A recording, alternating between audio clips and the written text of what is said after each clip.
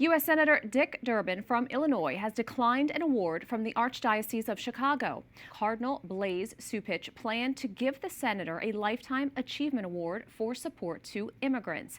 However, that decision was met with major backlash from several bishops who said Mr. Durbin should not receive the award due to his history of pro-abortion politics. Last night, EWTN News asked the Pope, a Chicago native, about the issue.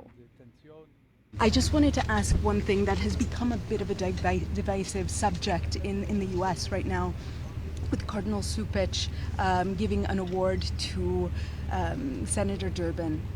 Some people of faith are having a hard time with understanding this because he is he's for legalized abortion. How would you help people of faith right now decipher that, feel about that, and how do you feel about that? I'm not terribly familiar with the particular case. I think that it's very important to look at the overall work that a senator has done during, if I'm not mistaken, 40 years of service in the United States Senate. I understand the difficulty and the tensions, but I think, as I myself have spoken in the past, it's important to look at many issues that are related to what is the teaching of the Church. Someone who says I'm against abortion but says I'm in favor of the death penalty is not really pro-life. So someone who says that I'm against abortion but I'm in agreement with the inhuman treatment of immigrants who are in the United States, I don't know if that's pro-life. So they're very complex issues.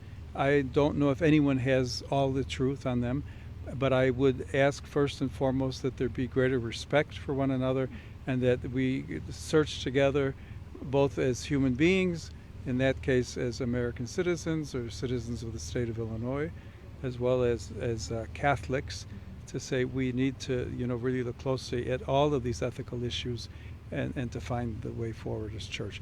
The church teaching on each one of those issues is very clear. Thank you very much.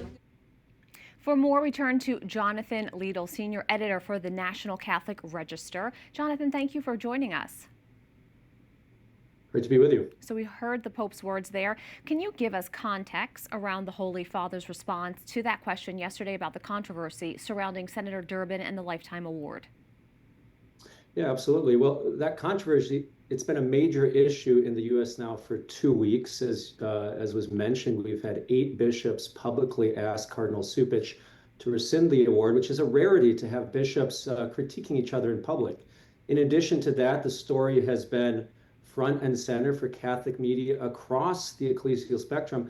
In addition to that, it was picked up by secular media, including the Associated Press. So clearly something of significance and important back home in the Pope's home country. In terms of how the question was asked, Pope Leo XIV has actually begun the practice of answering questions from reporters as he travels to Castel Gandolfo every Monday evening for a day of rest away from the Vatican. So that was the context here. Actually, the Pope responded to several questions before he was asked this question by EWTN News, engaging in questions of current events and topics. And so that was the context here, and he responded accordingly. So the faithful are very excited to hear from the first American Pope, so always listening into these moments. Now, Pope Leo XIV, he previously addressed the definition of pro-life beyond just fighting abortion. Has he ever done that, and might we hear more from him on this issue in the future?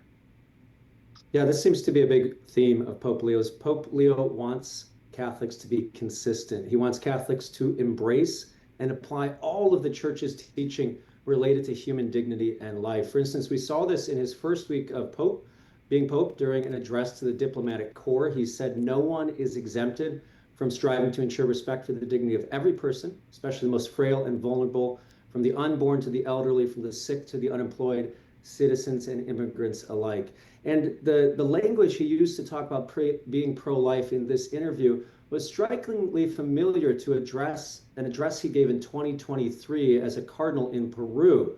But it's also important to highlight from that speech that he said, though we need to be consistent on these issues, it doesn't mean that every issue is morally equivalent. So important context and likely how the Pope will talk about this going forward. Now, in his letter yesterday, after Senator Durbin declined the award, Cardinal Cupich struck a note to move forward. What did you make of his comments? Well, Cardinal Cupich gave an explanation. He expressed disappointment that the award wasn't accepted and provided some explanation for why he offered it in the first place. But Cardinal Cupich also lamented that Catholics in the United States find themselves, quote unquote, politically homeless.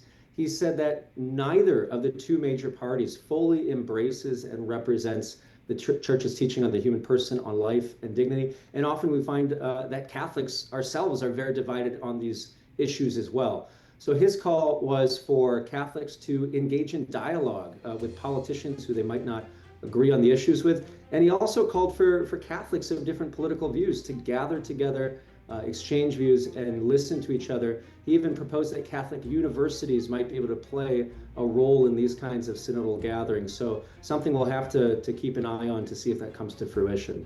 Absolutely. Jonathan Liedl, thank you so much. Thank you.